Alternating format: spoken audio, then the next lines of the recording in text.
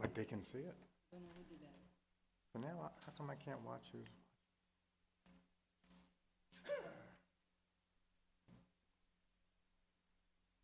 I believe we're live now? Okay, District Clerk, can you please call the meeting to order? With pleasure, Mr. President.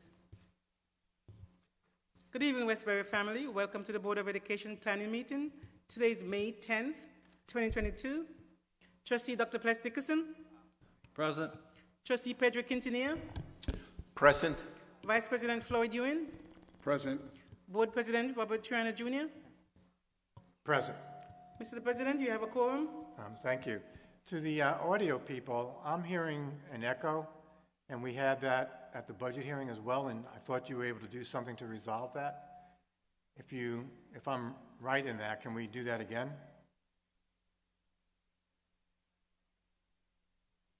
Okay, in the meantime, I'm going to ask everybody to stand for the Pledge of Allegiance and a moment of silent meditation. I pledge allegiance to the flag of the United States of America and to the republic for which it stands, one nation, under God, indivisible, with liberty and justice for all.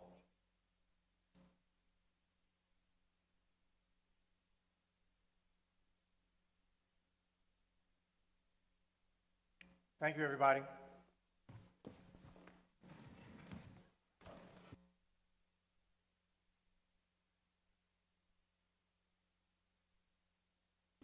I anticipate that, and I'm still getting the echo, so maybe there's nothing we can do about that, but I anticipate that this evening's meeting, which is the planning meeting, will be a short meeting.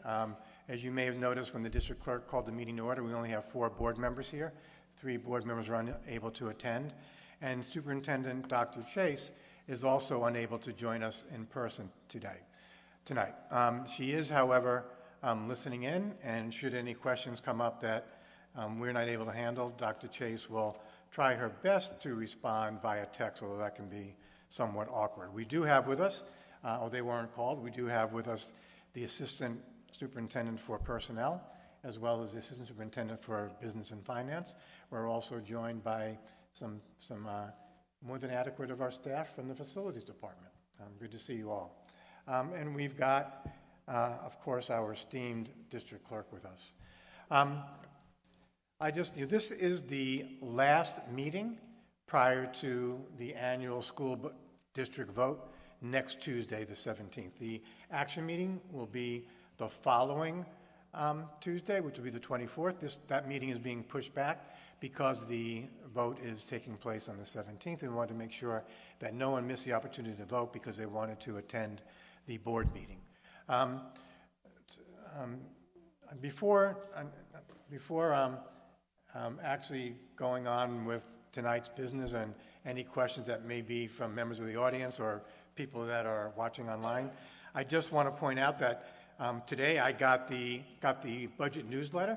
I was very happy that it wasn't a showdown with the post office, because very often it's not until the very last minute, and sometimes even not until after the vote has taken place, that the post office gets around to delivering our newsletter. We have had several meetings where we presented a draft budget. We had the budget hearing about 2 weeks ago. Maybe it was actually last week. That was good that we had the opportunity to do that, because it seems that a lot of people are not understanding that this year's budget actually cuts taxes. And so those of you who are with us in person and those of you that are listening online, we would hope that as people receive the budget newsletter, and even though it says across the top of the headline, Board of Education proposes $2 million reduction in property taxes, some people are not really comprehending that, because it's such an unusual occurrence for a school board to actually lower the amount that it collects from its community to fund the schools. This is, however, the second year that the Westbury Board of Education has actually reduced the tax burden to our taxpayers. And this year, and I think it was probably true last year, but it's certainly true this year, we are the only district in Nassau County to actually lower the tax rate for our residents. There are some other districts that have a 0% increase. which means that they're going to maintain the tax level at the same level it was this year. But the Westbury School District, the Westbury Board of Education, is the only district that voted to actually lower taxes, and this year by a full $2 million. Some people have been concerned that that means that we're cutting programs, but that's not the case for this budget. This is, and it's for that reason that I call it the most ambitious and also I think the most comprehensive and an historic budget in Westbury's long history.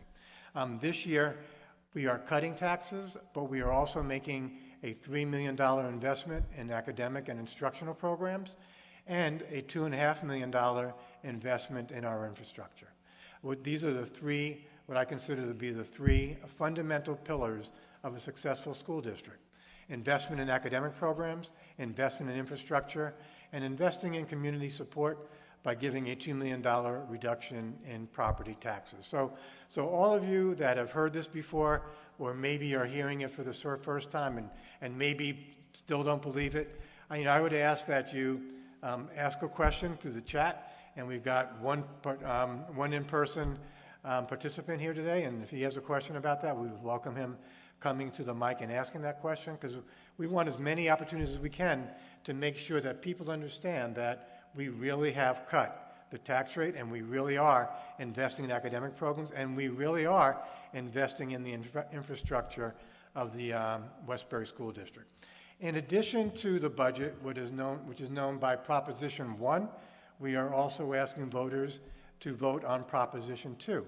Proposition 2 would allow us to utilize $7.8 million in funds that we have put away in what's called the Capital Reserve Repair Fund.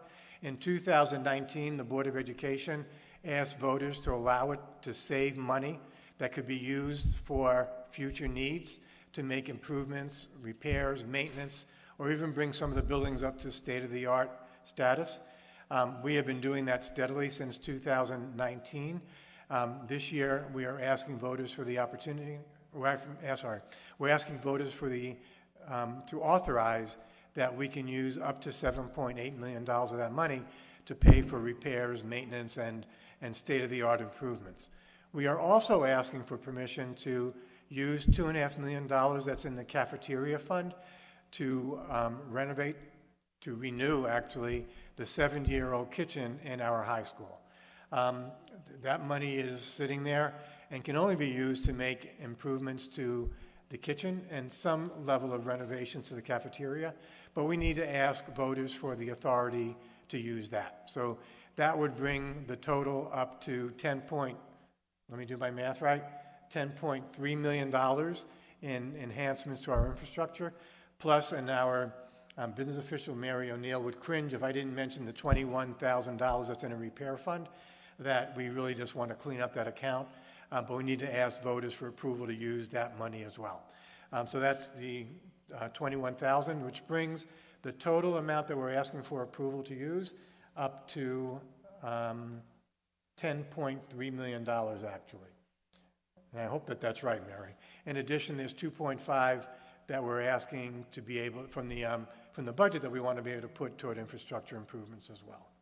So that's my update on the budget, as well as on the Proposition 2. And as you know, this is also the the district vote taking place next Tuesday, May 17th, is also an opportunity for voters to vote for school board candidates. The polling starts at 6 a.m. and runs through to 9 p.m. And takes place at the middle school, Drexel Avenue School, Dryden Street School, and Park Avenue School. So that's that. If there are any questions from members of the audience about the budget or any other matters affecting the school district, now would be a time to come to the podium. We would ask that you give your name and address, and people that are listening in, we would ask that if you have any questions that you enter them into the chat, but please also give your name and your address. That's a requirement of school district policy, and that's a requirement that all governments that I'm aware of throughout New York State require people who ask questions to give their name and their address. You do not have to be a member of the school district. I'm sorry. You do not have to live within the boundaries of the school district to ask a question, but you do have to give your address no matter where you live and your name. Chester McGibbons has come to the mic and he has a question. You still have to give your address, but I'm going to try 501 Alicia Drive? 502, I'm sorry. Not that bad, no, Mr. Good evening, Mr. President. Questions have been, 502 Alicia Drive, Chester McGibbon. Questions have been asked in previous meetings about the contingency budget, and I got my copy in the mail today. But I noticed that the figures for the actual budget and the contingency is virtually the same. Can you expound on that for me a bit so the public really won't get the wrong idea that, well, okay, I don't have to vote that much? Yeah, I'm very glad you mentioned that, because I meant to say that, because there have been quite a few questions about what's the contingency budget, what's going to be the effect on school districts' operating program if the budget were to go down, and that's a question that's a legitimate question, but I really hadn't anticipated being asked, because this is an unusual budget because we are in fact cutting taxes.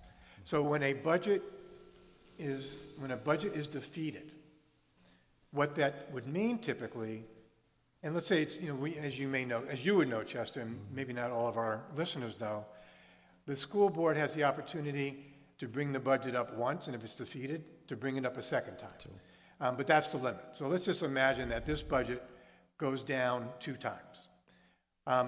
Typically, when a budget is defeated, you have to reduce the taxes that are being requested by the board down to the level that it was in the prior year. But this year, the budget is actually less than the amount required, the amount we taxed voters last year. So there would be no reduction in our taxes because they're already lower than what they were last year. And so as a result, there's not going to be, if the voters turn down this budget, there's not going to be a reduction in our revenues because we're still going to be able to collect the same amount of money as we anticipated in the budget. So because there's no reduction in revenues, there's no need for us to cut expenses from the operating budget. So we don't have to cut academic programs. We don't have to cut our plans to reduce some of our infrastructure spending. However, having said that, there are some minimal reductions because of some things that we can't purchase during a year in which we're operating on an austerity budget. For example, we can't buy equipment. So the contingency budget that you're seeing presented doesn't include planned equipment expenditures. And Mary, can you list some other things that we're not able to acquire in a year when the budget is defeated twice? Sure. So another thing, if the board were to adopt a contingency budget, use of facilities would be impacted. So if, as a community member, you're allowed to come in and use the facility, we would have to limit the use of facilities unless every cost was charged to the person using it. And that's because what? Security? You'll have to pay for security? That's a contingency rule. We don't make that. That's based on the state. Another area that we would be limited in would be things like non-essential maintenance. So if we wanted to paint, and I'll just pick painting, let's say we're going to paint the administration building. That's not planned, by the way, but let's say we were going to paint the administration building. You wouldn't be able to do that because that's not essential. You'd only be able to do essential items in maintenance. Another area that would be impacted would be certain salaries. Staff who are not part of a bargaining unit would not be eligible to get increases. So your teachers would still get their normal contractual increases. Your support staff, your clerical, your facility staff, people that would not, examples of people who would not get a salary increase would be someone who was considered non-negotiable and who's not part of the bargaining unit. An example would be our board clerk, the district treasurer. Those positions would not get any type of salary increases. Okay, thank you. I'm hearing, Dr. DiNicola, that it's difficult to hear us. I don't know if you can make an adjustment for that. But Chester, just to stay on this point, in the past, when the contingency budget was often presented in a way to scare people, with the thought that we're going to have to let staff go, yes. Increase class sizes, that would not be the case with this budget. Should somehow the people in their wisdom decide to vote down a budget that invests in programs, invests in infrastructure, and reduces taxes. Okay, got that. You did say that this has anything to do with the budget, but you did say I can ask questions that's not related to the budget tonight. I'm sorry, say it again? No, you mentioned that you'll also accommodate questions that doesn't necessarily have to do with the budget. Yes. I just want to I heard today on the news about that there seemed to be a national crisis with our young people in terms of emotional wellness. And they attribute that to maybe the pandemic, those have to be shut-ins and that sort of thing, Zoom meetings. And I know that we had gone ahead, we were a little maybe ahead of the curve in hiring Dr. Taylor Williams, I think, for our emotional wellness person. And I just think that it would probably be a good time when we get over this budget and get back to normal regular meetings to perhaps ask her to do a presentation on that topic. I know that she had an online webinar a few months ago, but dismally there were 17 people online, and that was such a waste to me. I hope that the 17 people, if you minus the 8 or 7 board members, that would be just 8 people watching. So I think it would be timely to have her at one of our future meetings to come and give a presentation as to dealing with that aspect of our young people. Yeah, I think we can certainly consider that. I'm not quite sure that we'll get any bigger audience, because as you noted, there's only 18 people watching even this board meeting. But we can consider that. You may have seen 60 Minutes on Sunday, and they had a segment that really brought home to life, that's not the right way to say that, but the impact that the pandemic, and I think it's not just the pandemic, it's just what's going on in society, the impact it's having on our young people. Yes. And they had one child there who was suicidal. And I know that a lot of our staff hear those stories, if not every day, on a routine basis. And it's really very frightening. So yeah, we should increase the awareness of our community about that, as well as the services we provide. And not just to our young people, but also to our staff. And there are some school districts, at least one school district that was in Newsday last year, that set up a wellness room for its staff because of all that they see and they hear and that they're going through during the pandemic and otherwise. But thank you for your comment and your suggestion. Thank you.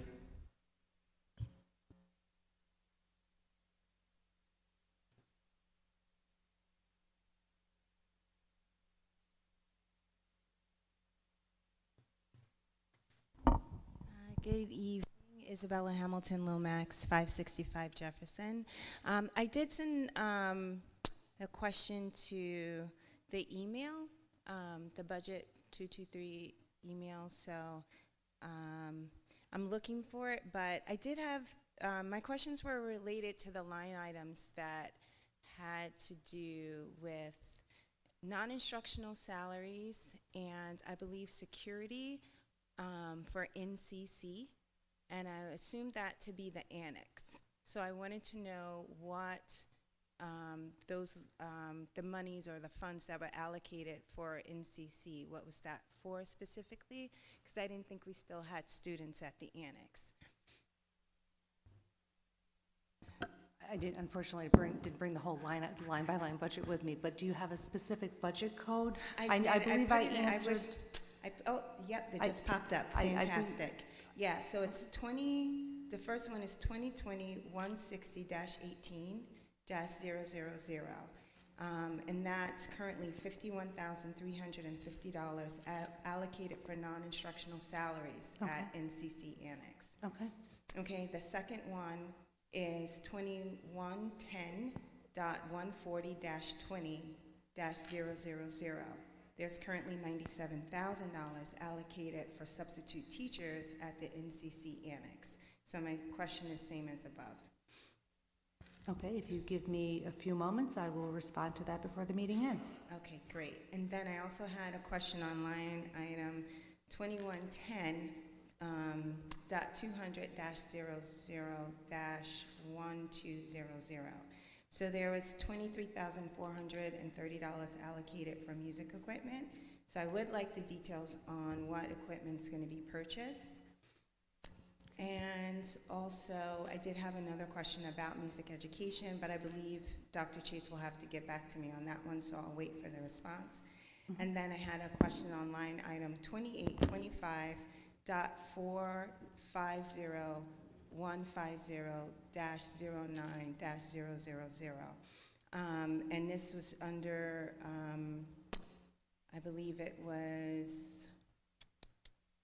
wasn't guidance. It might have been, well, you'll be able to find it with the I can line look, item. yes.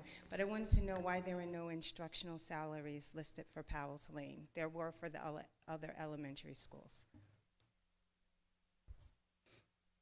Okay, I'll see if I can access the detailed line by line. I didn't see that in the, those specific questions in the budget email. Did you send it to that one? Yeah, I sent it after work, so Oh, if today? it's possible. Okay, yeah, I that you did didn't see look, that. I Yeah, didn't check mhm. tonight. Okay, All right. let me look into that and I'll get right back All to you. right, great, thank you. Thank you.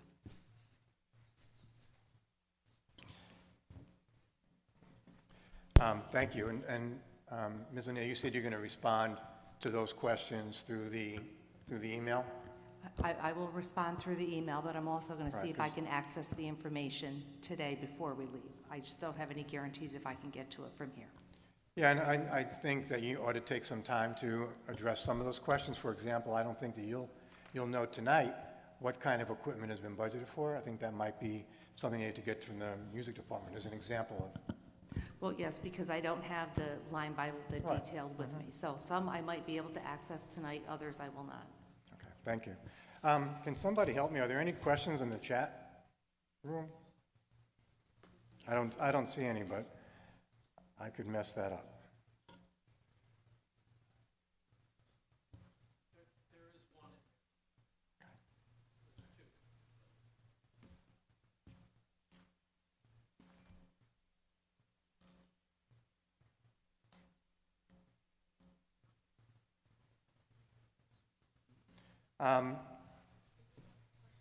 I'm Noreen, and Kadir, I'm Jafar, asked the question, well, she asked, is the chat open to all audience or just for board members? It's open to everybody that's listening and watching.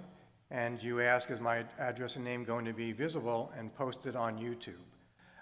Yes, it would be, I guess, unless you want to text it to me, which you could, but I would still have to read it out.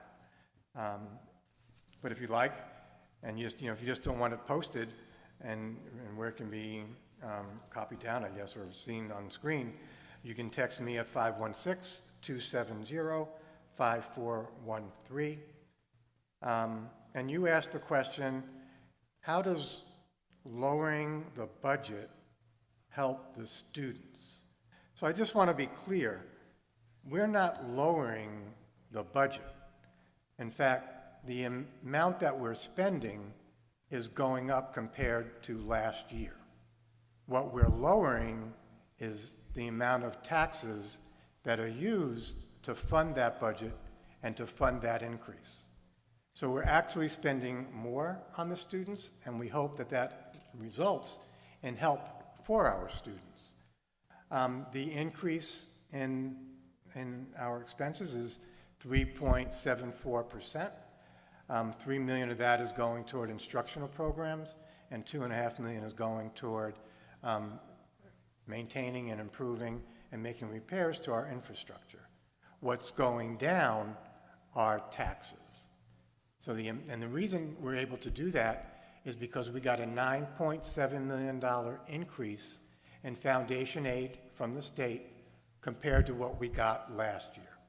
And we are returning some of that to taxpayers in recognition of the fact that Westbury has the highest tax rate in the town of North Hempstead.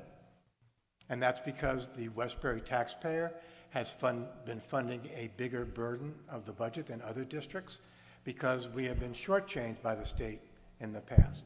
The state is now rectifying that. So I want to repeat that because we are lowering taxes does not mean that we are lowering services or programs for our children. We are, in fact, investing in those programs as well, which is why I call it the most ambitious budget in Westbury's history. I don't see any other questions in the chat.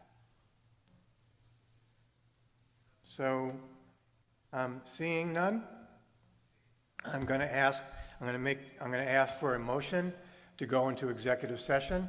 I anticipate that we will be in executive session for no more than 15 minutes.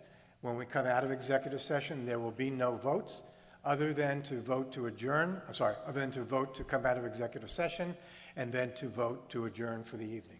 Can I have a motion to go into executive session? So, second. It's been moved by Dr. Dickerson and seconded by Mr. Quintanilla. Ayes, Trustee Quintanilla. Aye. Trustee Dickerson. Aye. Trustee Ewing. Aye. And I, Robert Troiano, vote aye. Motion carries unanimously. We are now in exec. We will meet in the library. Can that be moved to the library? Okay. Thank you, everybody. And if we don't see you when we come out of executive session, please remember to vote.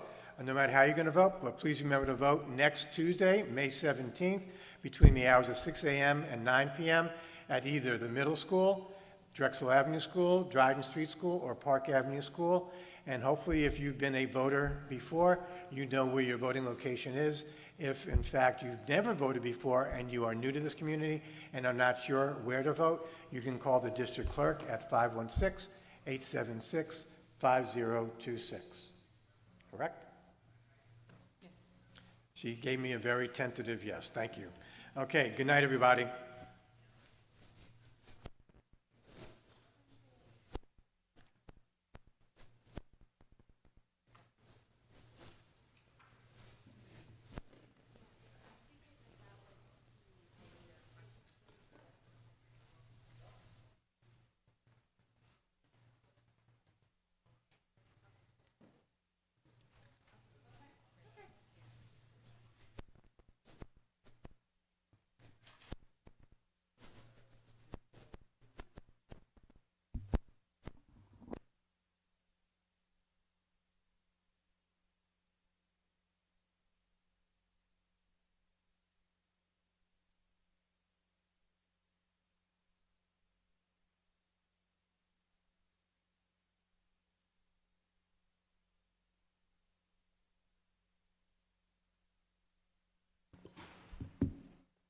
Brandon, is you there? Thank you. No, I'm going to do it now. I can do it again. I don't care.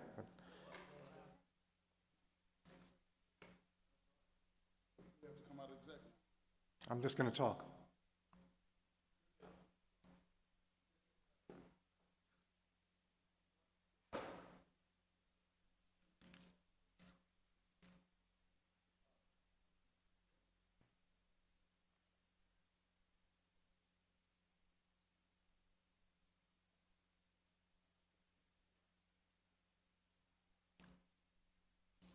Anybody remember, is Mary here? Do you remember?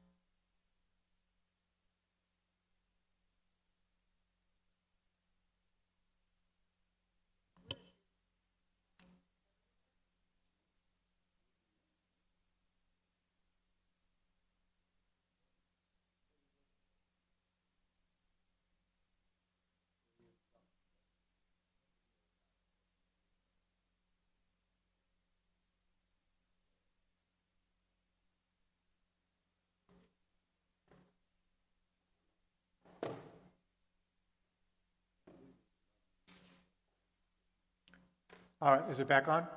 Okay. Is anybody watching? 15? 16, okay. So, technically, this is a violation of the open meetings law because I am talking despite the fact that we are in executive session, but I'm not revealing any confidences. I wanted to respond to a text that I got from Ms. Elizabeth LaPierre Sear, 12 Arlington Street, Westbury, and she concluded and she sent me, because I didn't see her initial text, and I apologize for that, but she said, "Thank you for ignoring me." But I just want to be clear that Ms. LaPierre Sear, I did not ignore you at all. I just didn't see your text. I hope you'll accept my apology for that. You also indicate that you sent me an email, and if you sent me that today, I apologize for not responding to you, but earlier this morning, my laptop crashed, and I've not had access to emails, and so I've been in a difficult situation, so I hope you will understand that.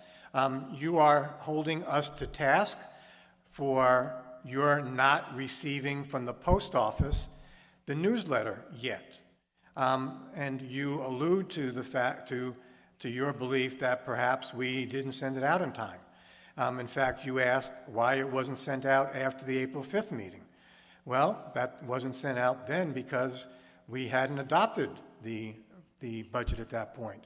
And as you know, that was simply a preliminary draft. That was a preliminary budget. And we had to go through several iterations before we could finalize that. The fact is, whether you want to accept it or not, this budget newsletter was approved, written, translated into both Spanish and Haitian Creole. Unlike many other districts, unlike many of the districts, we translate into 3 different languages. We are required by law to translate into Spanish. We are not required by law to translate into Haitian Creole, but this board has decided for a long time that it wants to ensure that its residents have the full ability to receive the budget in their native language so that they can understand and have an informed vote. So that is the reason. If you would like to complain, any resident who has not yet received the newsletter, please keep in mind that there are still nearly 7 days to go and before the polls close. And if you have a problem with that, like I have a problem with that, how long it takes the post office to deliver the mail, I would encourage you to visit the Westbury postmaster and make an official complaint. Many decades ago, the Westbury School District actually sued the Westbury Post Office for not delivering its mail on a timely basis. Maybe the board will consider doing that again. But I want to be clear that this board made every attempt to deliver the newsletter on a timely basis and has provided information in great detail on the website. So there is no intentionality on the part of the board. And again, there's still 6 or 7 days to go. And if you still haven't received your newsletter, I encourage you to please contact the post office. Thank you. And I will make that statement again when we come out of executive session.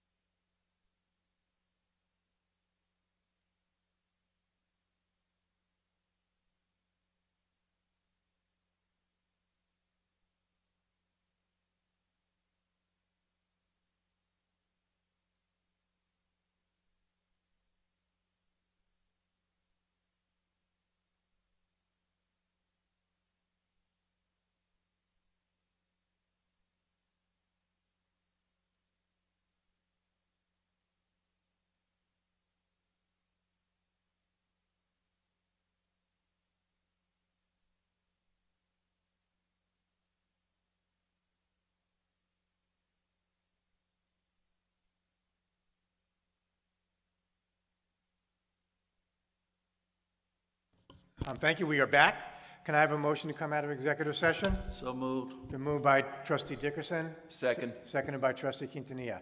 Ayes, Trustee Quintanilla. Aye. Trustee Dickerson. Aye. Trustee Ewing. Aye. And I, Robert Troiano, vote aye. I just want to note that the district clerk has left for the evening, and Dr. Bloom is acting as the district clerk pro tem and taking notes about who made the motion, second, and how the votes went. Just before we were going to into executive session, I saw a text from Ms. LaPierre Sear questioning or informing us that she had yet to receive the budget newsletter and that some of her family members had yet to receive the newsletter. I am hopeful that that the post office will succeed in getting it around to every resident and business owner prior to the vote on May 17th. I expect that they will be able to do that. They've got another at least 6 days to accomplish that. The newsletter was delivered to them over a week ago, but there are sometimes delays in them getting it out. And Trustee Quintanilla didn't receive the budget hearing notice either at all or until after the meeting had been conducted. I received it after. Received But it I after. received it. And I checked with neighbors, and most of them received it as well. Okay. So, thank you. That's just often it's just a function of the postal officer that you have that delivers your mail. In the case of the budget hearing notice, it was delivered to the post office 8 days prior to the budget hearing actually taking place. I would expect that the post office should be able to get that out to our community within 8 days. So if you have further complaints, and I'm going to say this to everybody, it is a problem. And I would encourage you to join us in making your complaints to the Westbury Post Office. We make a practice of having the district clerk go visit them to make sure that they are getting the mail out on a timely basis. Sometimes that works, and sometimes it does not. Also, just before we went to an executive session, I got a text from Ms. Jafar, I hope I'm pronouncing that correctly, requesting that the school district close in observance of Eid, a Muslim holiday, so that students can celebrate without missing school. And so I forwarded that to Dr. Chase, and she said she'd be happy to look at that for the coming school year, but that might mean missing some other days, and that would put us in danger potentially. Well, Dr. Chase didn't say this, but I'm going to say this, that it could potentially put us in jeopardy of not having enough school days in the school year that are required by the state. But we will look at that for the next year. That's it for this evening. I'll ask you all again to remember to vote next Tuesday, May 17th, and I will now ask for a motion to adjourn. So moved. Been moved by Dr. Dickerson. Do we have a second? Second. Seconded by Vice President Ewing. Ayes. Trustee Quintanilla. Aye. Trustee Dickerson. Aye. Trustee Vice President Ewing. Aye. And I, Robert Troiano, vote aye. Motion carries unanimously. We are adjourned. Thank you, and good night to everybody. Good night, everyone.